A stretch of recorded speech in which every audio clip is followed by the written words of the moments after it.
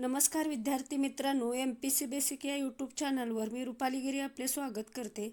आजच्या या लेक्चरमध्ये आपण BEdच्या प्रथम वर्षातील महत्त्वाचा असणारा पेपर म्हणजे बालपण आणि विकास हा पेपर आपण BEdच्या प्रथम वर्षातील सेमिस्टर फर्स्टमध्ये असतो आणि त्यालाच आपण इंग्लिशमध्ये चाइल्डहुड अँड ग्रोविंग अप असं म्हटलं जातं. हा पेपर BEdच्या अभ्यासक्रमात खूप महत्त्वाचा आहे.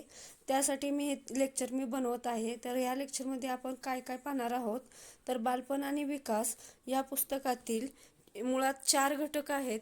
त्या घटकातील पहिला घटक बाल्य अवस्थेतील वाढ व विकास आणि त्यातील जे उपघटक आहेत ते म्हणजे बाल्यावस्था व वाढ, मुलांचे प्रत्यक्ष अनुभव आणि वाढ व विकास हे 3 उपघटक आपण या लेक्चरमध्ये अभ्यासणार आहोत.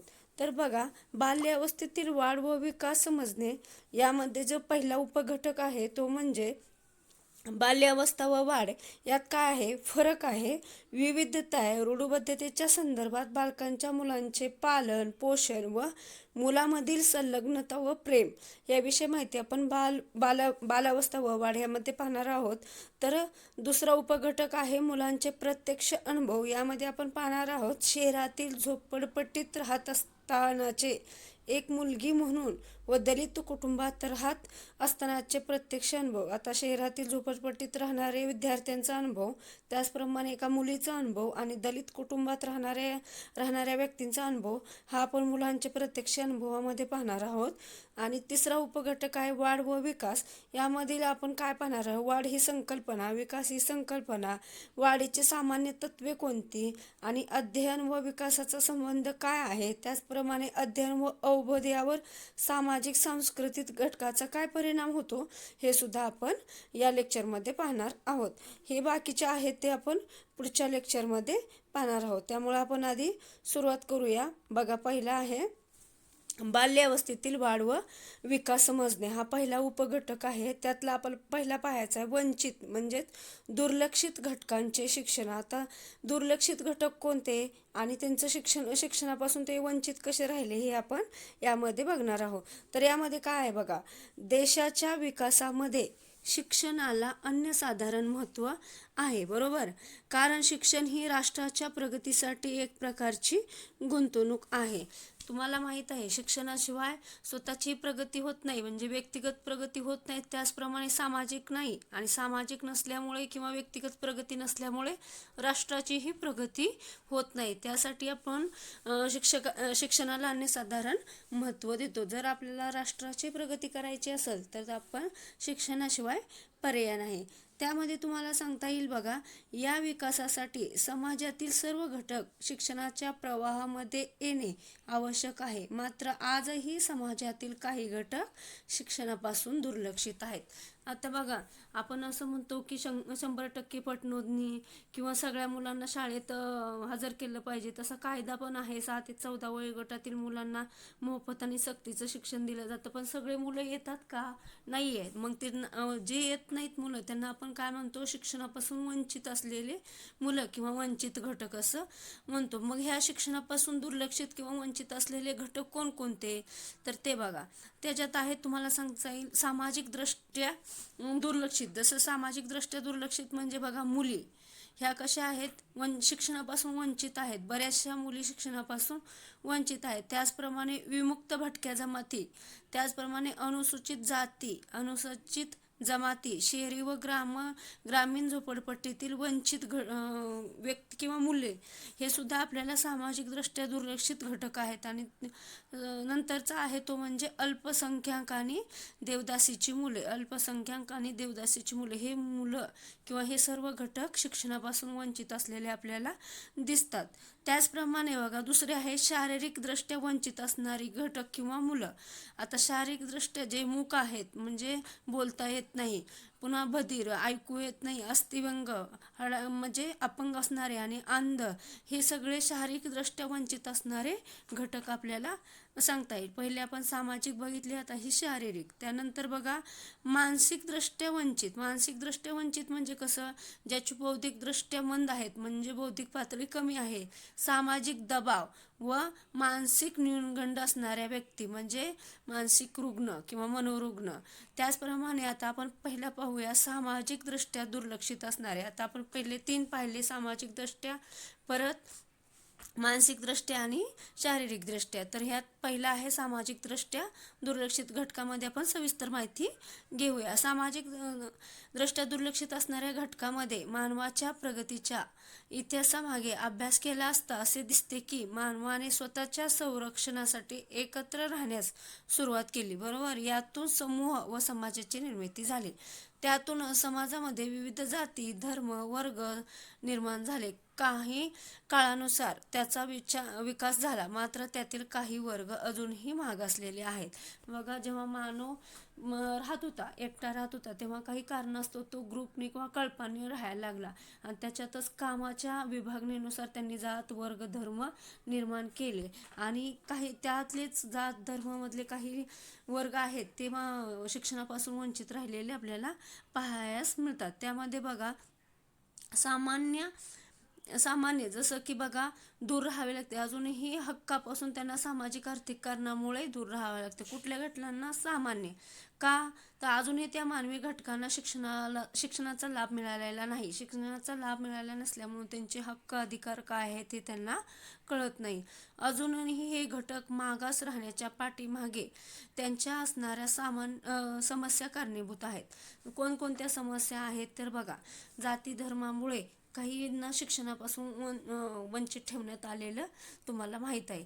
जसं की वंचित दुर्लक्षित गटाच्या कोणत्या कोणत्या समस्या आहेत त्या पाहायच्या, तर मुलींच्या शिक्षणाच्या कोणकोणत्या समस्या आहेत. मुली का शिक्षणापासून वंचित आहेत तर बघा, कुटुंबाची आर्थिक अवस्था. जर कुटुंबाची आर्थिक अवस्था असेल आणि बिकट असेल आणि त्या कुटुंबात एक मुलगा एक मुलगी असेल तर मुलाला शिक्षण दिलं जातं, मुलीला दिलं जात नाही. का, कारण पुढे केलं जातं आमची आर्थिक परिस्थिती नाही. हे सुद्धा मुलीच्या शिक्षणापासून वंचित राहण्याचं कारण तुम्हाला सांगता येईल. त्याचप्रमाणे समाजाची जुनाट विचारसरणी. मुलीला शिकवून करायचं काय, शेवट तिचं लग्न करून द्यायचं आहे, अशा विचारसरणीचे काही लोक असतात. त्यामुळे ते मुलीला शिक्षणापासून वंचित ठेवतात. त्याचप्रमाणे उपभोगाची वस्तू म्हणून पाहण्याचा दृष्टिकोन. लग्न करून देणं एवढंच पालकांचं कर्तव्य आहे असं ते समजतात. अर्थार्जनात मुलीची मदत. त्यांनी काय करतात, मुलांना शिक्षणासाठी पाठवतात आणि घरकाम असो किंवा लहान लहान बाळं असेल तर ते सगळं सांभाळण्याचं काम हे मुलीकडे दिलं जातं. त्यामुळे काय होतं, ते कामाला गेले तरी ते घरचं सगळं मुलं सांभाळणं किंवा शेतात पण हातभार लावणं हे मुलीकडून ते करून घेतात. त्याचप्रमाणे पुरुषप्रधान संस्कृती. आपल्याला माहीतच आहे आपल्या इकडली पुरुषप्रधान संस्कृती आहे. पुरुषांना शिकवलं जातं, पुरुषांना अतिमहत्त्व दिलं जातं, स्त्रियांना दुय्यम स्थान आपल्या समाजात असल्यामुळं त्यांना शिक्षणापासून वंचित ठेवलेलं दिसून येतं. असं आपल्याला मुलींच्या शिक्षणाच्या या समस्या सांगता येतील. त्यानंतर बघा भटक्या जमातीच्या समस्या. आता भटक्या जमात पण ही सामाजिक ह्याच्यात येते. भटक्या जमात का शिक्षणापासून वंचित आहे तर त्याचं कारण आहेत किंवा त्यांच्या समस्या आहेत त्या उदरनिर्वाहासाठी सतत भटकंती त्यांना करावं लागतं. भटक्या जमाती म्हणलं की त्यांचा व्यवसायच असं असतो की ते भटकंती करून आपलं पोट भरत असतात. मग त्या एका ठिकाणी न थांबल्यामुळे त्यांना शिक्षण घेता येत नाही. सततची भटकंती हे सुद्धा भटक्या जमातीची समस्या आहे, शिक्षणापासून वंचित राहण्याची. त्याचप्रमाणे पालकाची दारिद्र्य व अंधश्रद्धा. गरिबी आली, भटकी जमात असली की काय ते श्रीमंत नसतात, बरोबर आहे. गरिबी आणि दारिद्र्य आणि ते खूप अंधश्रद्धा पाळणारे असतात. त्यामुळे ते मुलींना किंवा कुणाला ते शिकवत नाही. म्हणून हे जे घटक आहेत भटक्या जमातीतील ते शिक्षणापासून वंचित राहिलेले आपल्याला दिसून येतात. जसं उदाहरणार्थ तुम्हाला सांगतात की गावोगावी फिरणारे कोणते लोक की बाबा ते लोहार फिरतात, ते इकडे तिकडे ते भटकंती करत आपले पोट भरत असतात. त्याचप्रमाणे पारंपरिक कसरतीचे व करमणुकीचे कामे करणारे, बरोबर.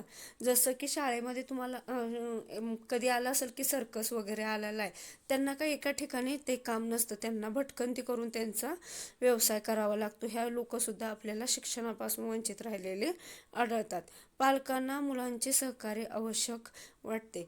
पालकांना त्यांचं शिक्षणापासून दूर ठेवून ते आपल्या कार्यात किंवा व्यवसायात पालकांनी त्यांना आपल्या मुलांना समाविष्ट करून घेतात. त्यामुळे त्यांच्या मुलांचे शिक्षणही राहिलं जातं आणि ते शिक्षणापासून वंचित राहतात.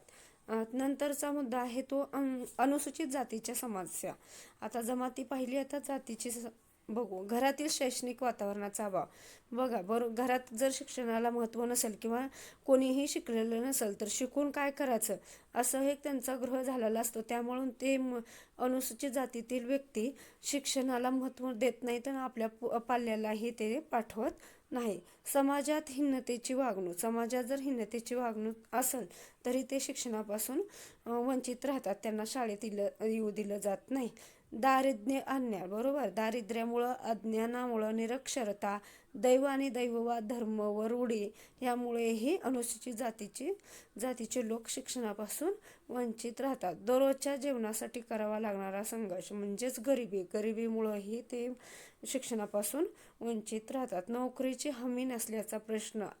आज खाल्लं उद्याचं काय, हे ह्यांना कायमचा प्रश्न असतो तो, की उद्याचं भागवायचं कसं. त्यामुळं हे ते शिक्षणापासूनही दूर आहे. त्यांना त्यांचं पोट भरायचं पडलेलं असतं.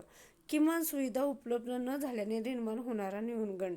बघा, मुळात जर त्यांच्या ज्या मूलभूत गरजा आहेत त्याच पूर्ण नाही झाल्या तर ते शिक्षणाकडे काय महत्त्व देणार किंवा शिक्षणाकडे काय लक्ष देणार. त्यांना अन्न, वस्त्र, निवारा हीच गरज त्यांची पूर्ण होत नसेल तर ते शिक्षणाला एवढं महत्त्व देत नाही. ते आपलं काम करून पोट भरण्याचं बघतात. त्यानंतर बघा, बुजरेपणा आणि भित्रेपणा म्हणजे त्यांना शिक्षणाचं महत्त्व काय आहे किंवा ते शिकल्याने काय होतं, काही होत नाही, नोकरी वगैरे लागत नाही, असं काही त्यांचा जो गैरसमज असतो आणि शिक्षणाविषयीची जी भीती असते त्यामुळे पण ते शिक्षणापासून वंचित राहतात. कित्येकदा विद्यार्थी कुटुंबातील पहिले साक्षर. म्हणजे बघा, काही विद्यार्थी असतात की त्यांच्या परंपरा किंवा रूढी परंपराने कोणी शिकलेलं नसतं, फक्त कोणीतरी एखादा शिकलेला असतो. त्यामुळं त्यांच्यात सुद्धा शिक्षण हे आत्ता कुठं शिक्षणाचं महत्त्व त्यांना पटत चाललेलं आहे. त्यानंतर अनुसूचित जमाती. आता जातीच्या बघितल्या, ह्या अनुसूचित जमात. जसं दारिद्र्य, धर्मभोळेपणा, अंधश्रद्धा, अज्ञान हे तुम्हाला सांगितलं. मुलांचा व्यवसायात उपयोग हे पण तुम्हाला सांगितलं. त्याचप्रमाणे भूमिहीन वर्ग म्हणजे फक्त शेतात काम करणं. अनिष्ट प्रथा, काही प्रथा असतात त्यापासून सुद्धा शिक्षणापासून ते वंचित राहतात. दुर्गम भागात रटाळ अध्यापन. दुर्गम भागात रटाळ अध्यापन म्हणजे त्यांना जी बोलीभाषा आहे त्या बोलीभाषेतनं शिकवलं जात नाही. त्यांना ते कळत नसल्यामुळं ते शाळेत जात नाहीत आणि तिथले शिक्षक आहेत ते त्यांचं कर्तव्य पार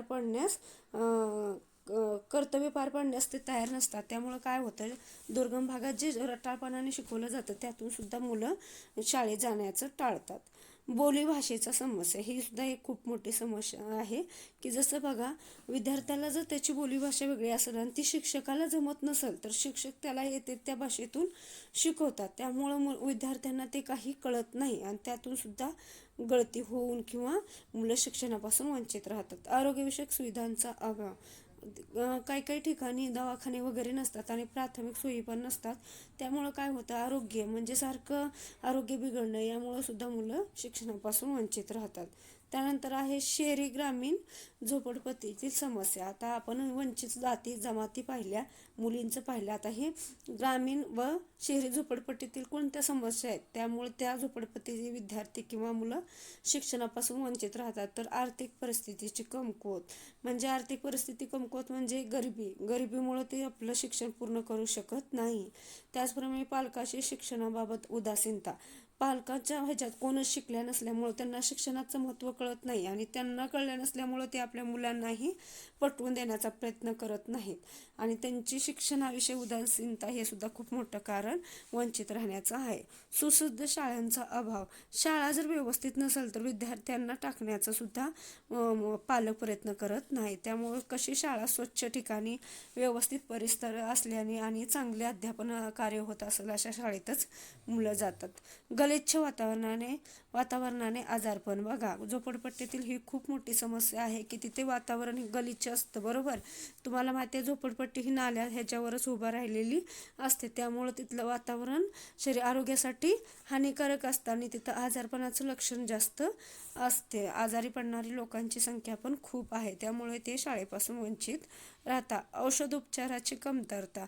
झोपडपट्टीवाल्या लोकांची संख्या खूप आहे, त्यांना उपचार देणंही कठीण आहे आणि तिथं आजारपण दररोजच चालू असतो कोणी ना कोणी, त्यामुळे तिथं औषध उपचार पण वेळेवर पोचत नाहीत आणि त्यांच्या कमतरतेमुळेच ते शाळेपासून वंचित राहतात. त्यानंतर बघा, शहरी झगमगाटाचा परिणाम. बघा, आपण शहरात गेलो की आपल्या तिथल्याच शहरी झगमगाटावर आपण सगळं विसरून जातो आणि तेच आपण विलीन होऊन जातो, त्याचाही परिणाम शिक्षणावर होतो.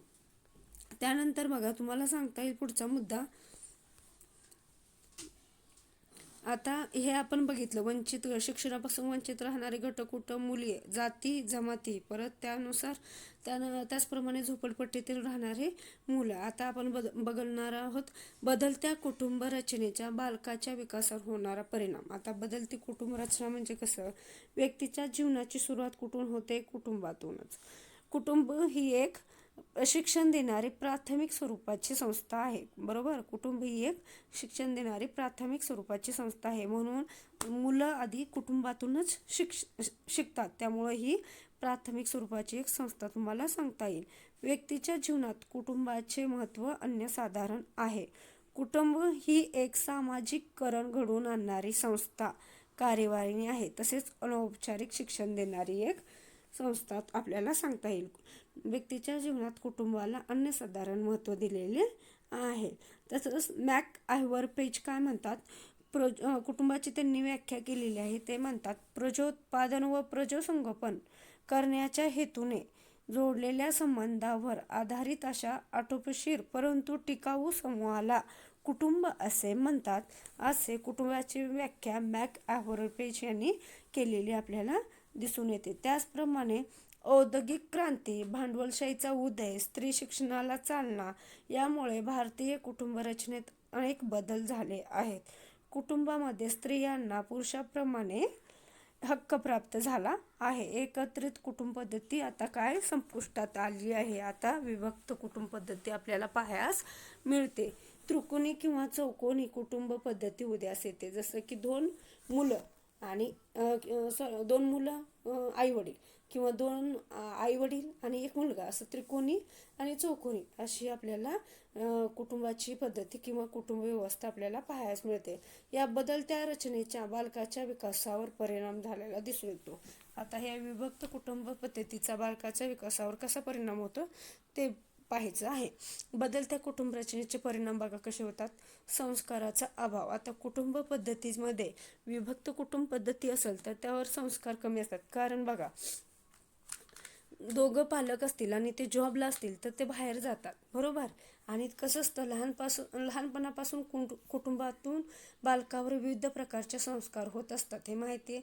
असे म्हटले जाते की संस्कारामध्ये आजी आजोबा, काका काकी व कुटुंबातील सर्व घटकांचा प्रभाव दिसून येतो. मात्र बदलत्या कुटुंब रचनेमुळे आई वडील दोघंही नोकरी करत असल्याने ते मुलांना पुरेसा वेळ देऊ शकत नाही, त्यामुळे संस्काराचा अभाव दिसून येतो. बरोबर, विभक्त कुटुंब पद्धतीमध्ये जर नोकरी करणारे असतील तर त्यांना आजी आजोबा किंवा काका काकी यांचे संस्कार भेटत नाहीत आणि त्याच्यामुळेही विद्यार्थी संस्कारमय होत नाहीत किंवा संस्काराचा अभाव त्यांच्यामध्ये आपल्याला पाहायला मिळतो. दुसरं आहे शारीरिक विकासावरही परिणाम होतो विभक्त कुटुंब पद्धतीचा, जसं की आई वडील दोघंही नोकरी करत असल्यामुळे मुलांची काळजी घेण्यास किंवा त्यांना पाळणाघरात ठेवलं जातं आणि काळजी घेण्यासाठी घरचं माणूस नसल्यामुळे त्यामुळे हे मुलाच्या शारीरिक विकासावर परिणाम होताना आपल्याला दिसून येतो. त्यानंतर बघा झालेला पाहायला मिळतो. एकत्र कुटुंब पद्धतीमुळे बालकाच्या खाण्यापिण्याकडे कुटुंबाचे लक्ष असायचे. पहिलं कसं असायचं, सगळं जरी आई वडील नोकरीला गेले पण या विभक्त कुटुंब पद्धतीमुळं काय झालं, त्यांच्या शारीरिक घटकाकडे दुर्लक्ष झाल्यामुळे किडमिडीत शारीरिक यष्टी, मध्यम उंची, रोगग्रस्त शरीर, प्रतिकारशक्तीचा अभाव दिसून येऊ लागला. हे कशामुळं की त्यांचं आरोग्याची काळजी न घेतल्यामुळे हे सर्व रोग त्यांना उत्पन्न झाले. त्याचप्रमाणे विभक्त कुटुंब पद्धतीचा भावनिक विकासावर होणारा परिणाम काय आहे ते बघू. बघा, पालक आपल्या कामामुळे कुटुंबापासून दूर असल्यामुळे तो मुलांना पाहिजे तितका वेळ ते देऊ शकत नाही आणि त्यामुळे काय होतं, पालक व मुलामधील सुसंवाद कमी झाला आणि यामुळे मुलांच्यामध्ये भावनिक असुरक्षितता किंवा अस्थिरता निर्माण झालेली आपल्याला पाहायला मिळते. त्या नात्यामध्ये दुरावा निर्माण झाला आहे, याचा परिणाम मुलाच्या भावनिक विकासावर झालेला आपल्याला पाहायला मिळतो. जर त्यांच्यात संवादच नसेल, आईवडिलांच्यात किंवा आईवडील आणि मुलांत यांच्यात संवाद नसेल तर त्यांना भावनिक असुरक्षितता निर्माण होऊन त्यांचं भावनिक विकासावर खूप मोठा परिणाम झालेला आपल्याला पाहायला मिळतो. त्याचप्रमाणे सामाजिक विकासावर होणारा परिणाम, आता आपण भावनिक बघितला, शारीरिक बघितला, मग आता सामाजिक विकासावर त्यांचा काय परिणाम होतो विभक्त कुटुंब पद्धतीचा, तर बरीच मुले समाजापासून दूर जाताना पाहाव्यास आपल्याला मिळतात. विभक्त कुटुंब पद्धतीमुळे मुलांना करमणुकीच्या साधनांची आवश्यकता भासू लागली. करमणुकीच्या साधनाचे प्रचंड प्रमाणात उपलब्ध आहेत, त्यामुळे मुले एकलकोंडी बनू लागली आहेत व त्याचा सामाजिक विकासावर परिणाम दिसून येतो. बरोबर, सामाजिक विकासावर परिणाम कसा होतो बघा. पहिलं एकत्रित कुटुंब पद्धती होती तर सगळे मिळून काही खेळ खेळायचे, जसं गोष्टी सांगणं, कवड्या वगैरे खेळणं किंवा चंपुल्या हे खेळणं होतं. पण आता विभक्त कुटुंब पद्धतीमध्ये आई वडील नोकरीला गेले तर घरी मुलांसाठी मोबाईल फोन ठेवलेला असतो आणि ते मुलं काय करतात, एकलकोंडी होतात. दरवाजा लावून घेऊन ते आपले टीव्ही मोबाईल स्वतःचं मनोरंजन करत असतात आणि त्यांच्यातनं सामाजिक विकासावर परिणाम होतात आणि ते कालांतराने एकलकोंडी असं बनतात. त्यानंतर बघा, जरी बदलत्या कुटुंब रचनेचा परिणाम बालकावर होत असला तरी पालकांनी सतर्क राहिले असता या समस्या दूर होऊ शकतात.